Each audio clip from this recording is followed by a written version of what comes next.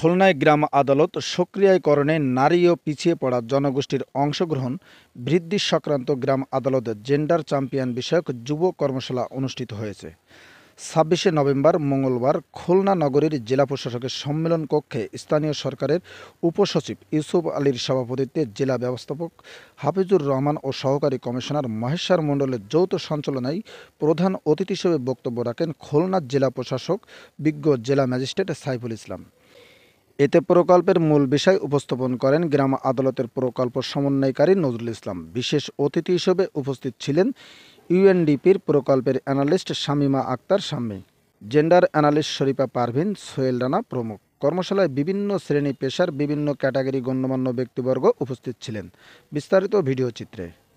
এটা যদি গ্রাম আদালত কোন ধরনের কার্যক্রম গ্রহণ করছে, যদি তাদের তারা যেমন আইনি সহায়তা করবে, সেরকম তাদের বিচার প্রক্রিয়াটা লোকালি যেগুলো হয় সেটা সহজ হবে। এর সাথে আরেকটা বিষয় আমাদের বলা প্রয়োজন যে আমরা বর্তমান বাংলাদেশ যে এগিয়ে গিয়েছে, সেখানে যে অন্তর্ভুক্তিমূলক